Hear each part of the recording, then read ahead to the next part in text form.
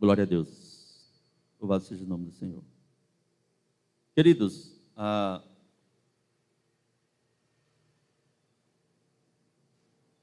eu vou usar o texto base aqui do livro do Êxodo, do capítulo de número 14. O verso é o de número 11. Tá bom? Êxodo, capítulo 14, a partir do verso 11. Então, o texto que retrata o momento ímpar, muito singular, da libertação do povo hebreu, saindo do cativeiro egípcio. A história você já conhece. Foi um tempo de muita dor, muita luta, e que retrata também um tempo de reflexão, de aprendizado para todo aquele povo no início dessa história, tá? Então, capítulo 14 do livro do Êxodo,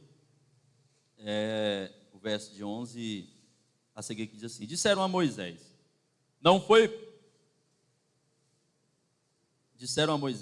foi por não haver sepulcros no Egito que tu nos tirastes de lá para morrermos neste deserto? Por que fizeste isto, tirando-nos do Egito? Não é isso que te dissemos no Egito? Deixa-nos que sirvamos os egípcios, pois melhor nos fora servir aos egípcios do que morrermos neste deserto. Só esses dois versículos aí para a nossa compreensão, tá? Queridos, esse momento é um momento que retrata a retirada do povo hebreu, que estava cativo no Egito, eram escravos no Egito, sofriam sob pressão e ameaças constantes daqueles que eram seus senhores. E eu vou falar para vocês a narrativa bíblica e dos estudos que foram feitos é muito mais cruel, é muito mais difícil, escaldante, depressivo do que foi narrado na novela da Record, tá? O povo vivia sob forte opressão. Seus filhos eram escravos, eram subservientes daquela poderosa nação. Eles eram obrigados a trabalhar horas e horas, dia após dia, sem ter salário. E não tinha CLT lá para suprir as suas necessidades jurídicas. Mas chega esse momento aqui, depois das 10 pragas, depois deles verem o mover de Deus, depois deles verificarem, perceberem, sentirem que a mão do poderoso Deus estava sobre a vida deles, sobretudo quando passa a morte por aquele lugar, e aí você conhece a história, foi marcado nos obrais das portas, com o sangue do cordeiro, e ali a morte passava, detectava que ali existia uma marca, e sobre aquela marca a morte não deveria ter poder, ou não tinha poder. E o texto anterior vai dizer que quando Moisés dá a notícia que Faraó diz para eles, vocês agora pode vazar, pode ter liberdade, Moisés ainda exige que eles levem consigo suas riquezas, seu ouro, sua prata, seus cabritos, as pratarias, tudo que eles tinham, a produção das suas plantações, eles estavam livres. Caminham alguns quilômetros em liberdade, salmodiando, com seus tamboretes, com as suas danças, mas chega nesse determinado momento, e há um motim, por pouco, eles não ceifam a vida de Moisés. E o questionamento é assim, ó. O questionamento é esse que nós lemos nesse texto. Por que tu nos tirou lá da escravidão? Não era melhor a gente ter ficado lá como escravos do que morrer aqui no deserto?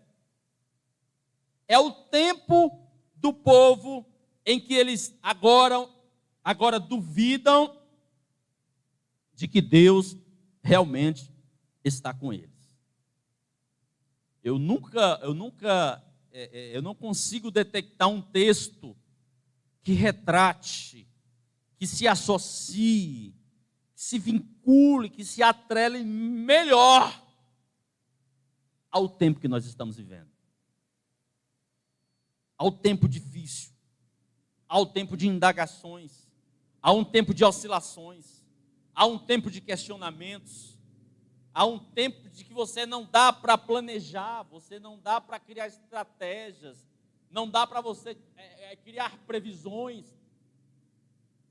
Quando pensamos que algo está acontecendo, outras coisas acontecem. Cientistas, estudiosos, pensadores, jornalistas, pastores, espirituais, pessoas que pensam que detêm o conhecimento, não podem estabelecer normas, regras, não podem conceituar ou dizer com propriedade o que vai acontecer. Esse é o tempo que nós estamos vivendo agora. A gente não sabe, estamos aí no estado do Mato Grosso sob um decreto que foi estabelecido para 15 dias, agora mais 15 dias. Já se fala de mutação de vírus, já se fala da nova cepa que já está aí circulando e pegando o corpo de muitas pessoas e esses questionamentos, essas dúvidas, são as que estão mais latentes nos corações de todos os seres humanos. É um tempo de muita dificuldade, é o tempo da falta. Esse povo chegou no tempo em que eles perceberam, olharam para o cenário caótico, nas laterais eles não tinham como se mover, para frente eles viam o mar, para trás eles viam a morte, para frente eles viam todas as dificuldades, os intempéries, que para eles era impossível de transpor. Então eles estão nesse estado de não saber o que fazer. E quando a gente não sabe o que fazer, quando a gente se dá conta da falta, aí a gente duvida de que Deus está conosco. Esse momento é um momento muito profundo, de profundas reflexões, porque nós temos, agora mesmo eu cantei uma canção de um grande pastor que ganhou o Brasil com o seu testemunho, com as suas canções animadas, foi o Lázaro. Fomos pegos de surpresa com a morte do cantor Lázaro. Faleceu agora recentemente em Sinop um pastor, amigo meu, que orava semanas atrás, juntou os irmãos aqui, foi orar no hospital.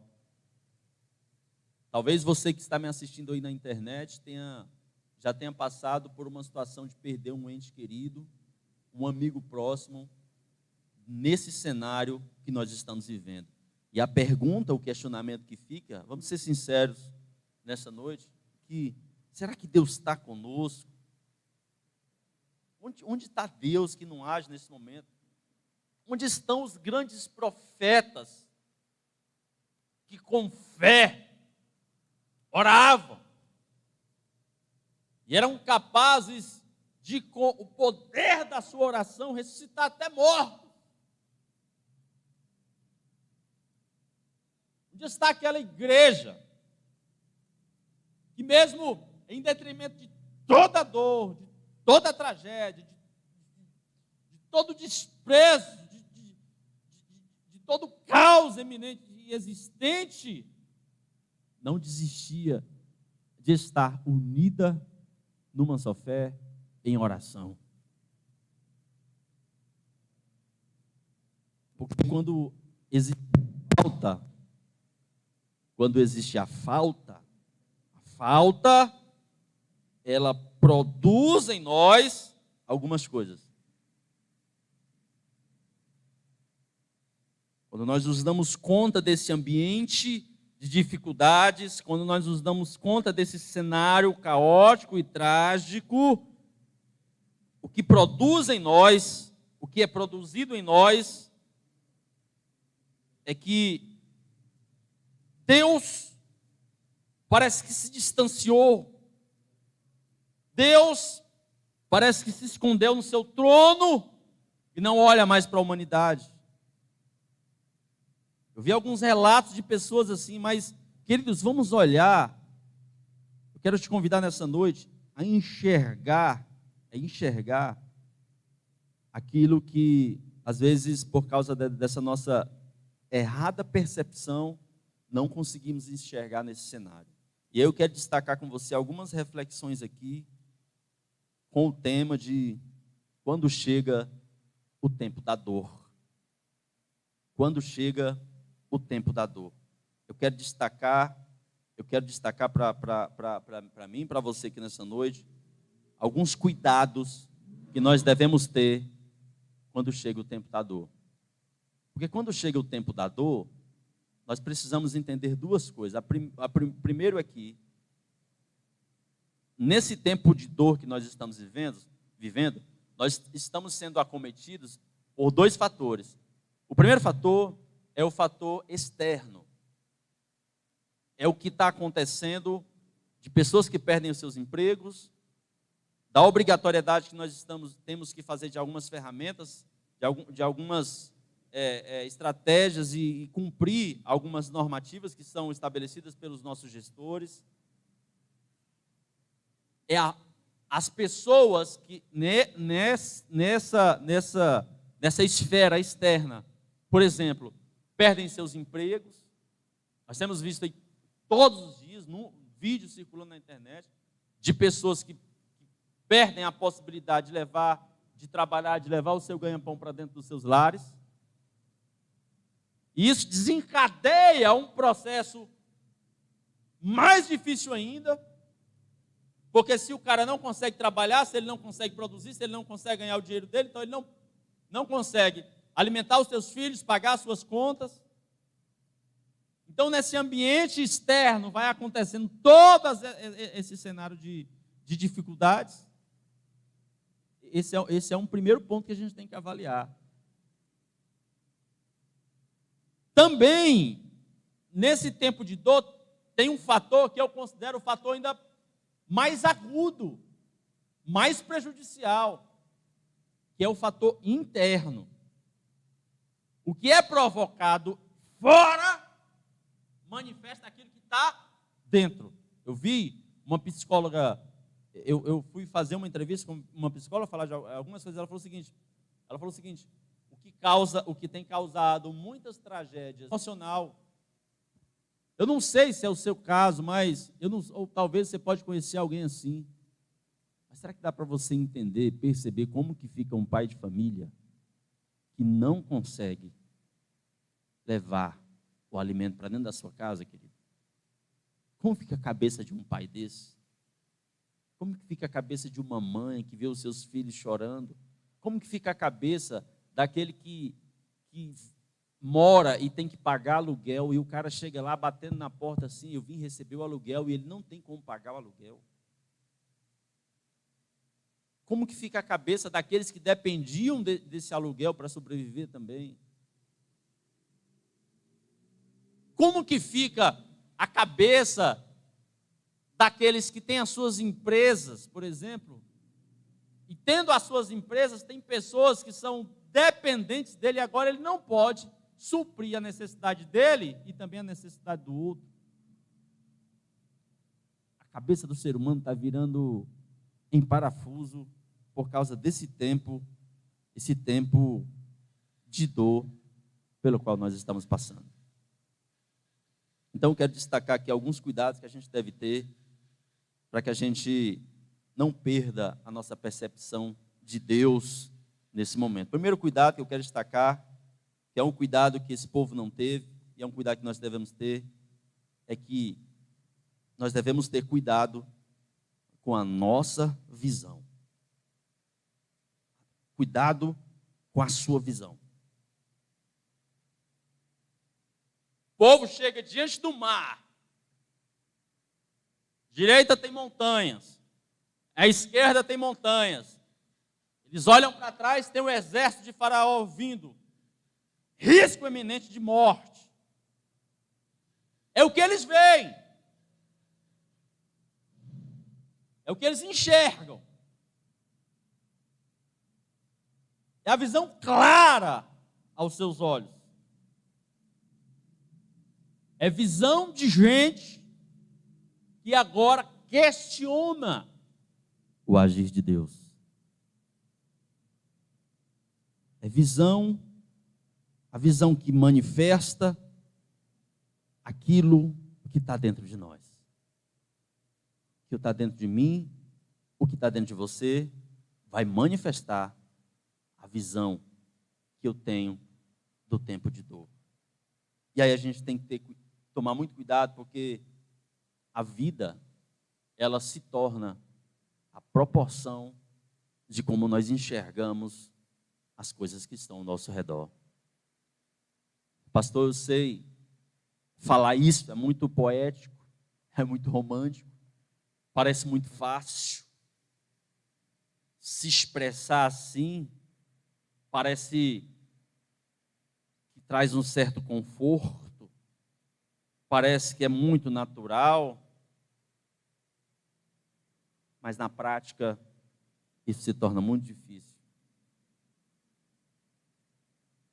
Mas o que a Bíblia nos ensina, queridos, é que nós devemos ter cuidado de como nós enxergamos, de como que está sendo a nossa visão nesse tempo de dor.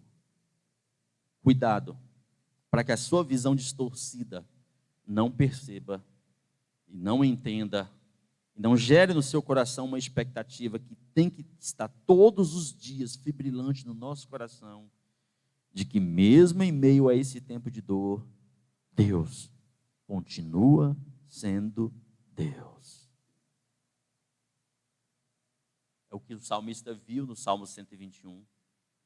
Eu elevo os meus olhos para os montes e me pergunto, de onde me virá o socorro? Os montes são grandes, o tempo de dor é grande, o tempo da dificuldade é grande, o tempo da escassez é grande, e eu elevo os meus olhos para os montes, e o que eu vejo é os montes. Mas eu não sei no que diz respeito a você, mas no que diz respeito a mim, aqui o salmista olha para dentro dele, eu vejo os montes. A você que está vendo o monte, eu não sei o que diz respeito a você, mas no que diz respeito a mim, eu sei que o meu socorro vem do Senhor, que fez os céus e a terra. O seu socorro, o meu socorro vem dele. Cuidado com a sua visão, meu irmão. Cuidado com a sua visão nesse tempo de dor, meu irmão. Que você pode parar de perceber e enxergar que daqui a pouco Deus tem o poder de abrir o mar e você passar. O outro cuidado que a gente tem que ter, que eu tenho visto muitas pessoas caindo nisso, ainda sobre visão, em segundo lugar, nesse tempo de dor, um outro cuidado que nós devemos ter sobre visão é cuidado para não generalizar a visão. Cuidado para não generalizar a visão. Saiu, você pode pesquisar aí depois, recentemente, acho que foi semana passada, não me recordo bem o dia, de um homem que deixou uma carta escrita, né? Deixou uma carta, eu li a descrição e tirou a sua própria vida. O que aconteceu com esse homem?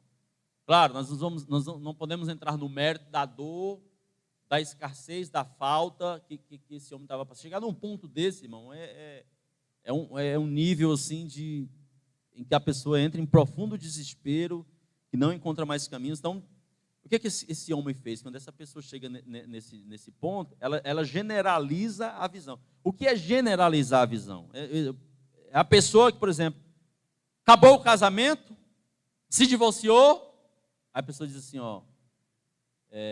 acabou a minha vida.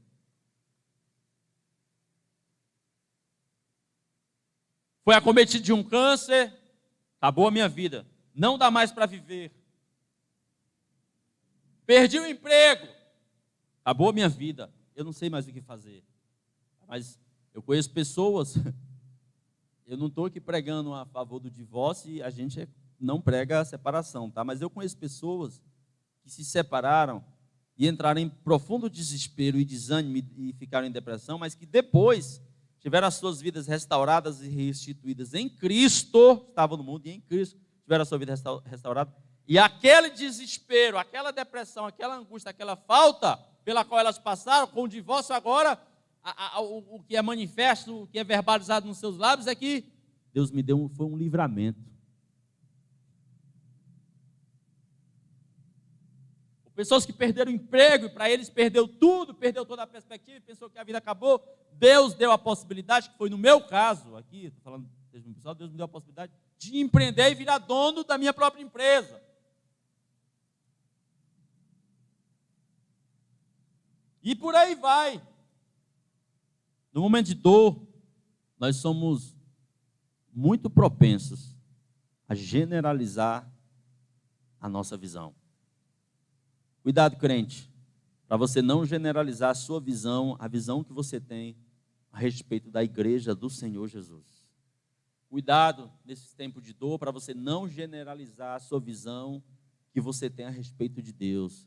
Porque Deus, sendo Deus, continua imutável, em quem não há nem sombra de dúvidas, nem variação. Em terceiro lugar, o cuidado que nós devemos ter nesse tempo de dor é o cuidado que nós devemos ter com a incapacidade de se relacionar com a dor. É a nossa incapacidade de se relacionar com a dor. Quando chega o momento da dor, nós queremos correr, fugir, sair fora, tomar o remédio o mais rápido possível para a dor ser aliviada. Nós não queremos viver o tempo de dor, porque dor dói. A gente não gosta da dor. Mas não existe promessa nenhuma bíblica do Evangelho de Jesus de que nós iríamos ficar absolutamente isentos de sentir dor. A promessa não foi essa. A palavra não foi essa. A palavra foi: no mundo tereis aflições. Tem de bom ânimo, porque eu venci o mundo. Nosso problema no tempo de dor é que a gente perde a incapacidade de se relacionar com a dor e entender todos nós estamos sujeitos a passar por esse tempo. O que a Bíblia diz? Chuva e sol, Deus manda só para os bons, Ludmila? Não. Ele manda para bons e para maus. Então, nesse tempo de dor, nesse cenário de falta, nós perdemos essa capacidade de gerir as nossas emoções no momento de dor. Os maiores homens que pisaram nessa, inclusive os bíblicos, tá? E eu não estou falando só de sucesso financeiro, não. Estou falando de sucesso no casamento, sucesso na sua vida financeira, sucesso nos seus relacionamentos, sucesso na vida. Todas as pessoas que você vai ler, que você vai entender, sejam elas famosas ou não, mas todas as pessoas que obtiveram êxito em passar pelo tempo de dor foram pessoas que tiveram a capacidade de se relacionar bem com a dor, com esse momento, com esse cenário. É a capacidade de você perceber tudo o que está acontecendo à sua volta caindo 10.000 à minha direita, caindo 1.000 à minha esquerda, caindo um monte na minha frente, morrendo o outro aqui, o outro sendo acometido ali, aqui perto de mim, alguém próximo de mim também está acometido, e eu estou aqui na eminência também sujeito de ser acometido também, mas eu me mantenho intacto, sabendo de que a minha fé não se firma, não está firmada nas coisas que Deus pode fazer.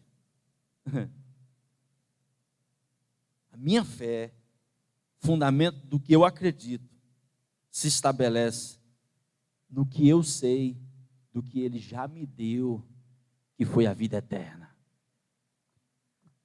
São pessoas pelas quais se mantêm firmes, intactas, dizendo: esse cenário é de dor, cenário é de medo, é de sujeição a algo que nós não conhecemos. Mas eu estou aqui firme, sabendo de que a esperança em mim, que é Cristo, não morre. Essa esperança que eu quero profetizar no seu coração nessa noite. Em quarto e último lugar, o que eu quero descrever aqui para a nossa reflexão é cuidado para você não perder, não deixar passar aquilo, o que é de mais precioso na dor, viu, David? O que é de mais precioso na dor. Aí você me pergunta, o que tem de precioso em dor, em sofrimento? O que pode ter de bom no meio da dor e do sofrimento? Pois tem. São os ensinamentos que elas podem trazer. Eu vou falar uma coisa para você no nome de Jesus. Mesmo nesse cenário de dúvidas, de questionamentos, esse momento ensinou, revelou, mostrando de forma clara, óbvia, quem são os verdadeiros adoradores que adoram a Deus em espírito e em verdade. Esse momento, esse cenário, está ensinando as famílias a sentir falta do abraço, do beijo. Esse momento, esse cenário, está ensinando que não existe ninguém, absolutamente ninguém que pise nessa terra, que tenha o poder de mover o sobrenatural, se não for aquele em quem está todo o poder e toda a autoridade, Jesus Cristo de Nazaré. Sabe o que eu vi nesses últimos tempos na igreja contemporânea? De homens que se achavam o bambambam da espiritualidade. Onde estão aqueles agora que oravam dentro dos seus templos e era cura? Eu não estou dizendo aqui que não acredito nisso. O que eu estou querendo dizer para você é que tem um momento que Deus vai espremer a humanidade e dizer: quem domina, quem faz, quem abre, quem fecha, sou eu. Esse é um momento de ensinamento, da gente aprender a entender isso e se sujeitar à palavra dele. O que esse momento pode trazer de bom para você?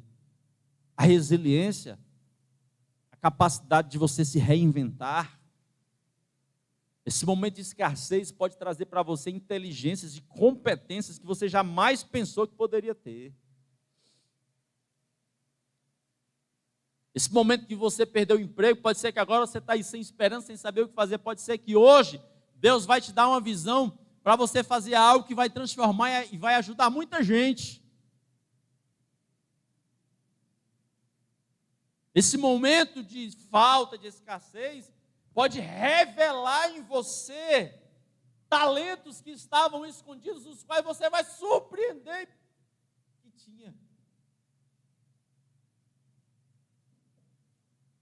A dor, o tempo de dor, ela é uma mensageira também. E ela está comunicando algo para mim e para você. Deus, através desse tempo, está comunicando-se com a humanidade, através de tudo que nós estamos vivendo. Cabe a mim e a você discernir, refletir, perceber qual que é o recado que Deus está mandando para a humanidade. Que Deus abençoe a sua vida, que Deus abençoe a sua casa, a sua família, e que esse tempo mostre a você o que é que você tem que fazer para que você passe por ele e que você tenha esses cuidados que eu mencionei aqui. Cuidado com a sua visão, cuidado para não generalizar a visão, cuidado com a incapacidade de se relacionar com a dor e cuidado para não perder o que a dor quer te ensinar, no nome de Jesus.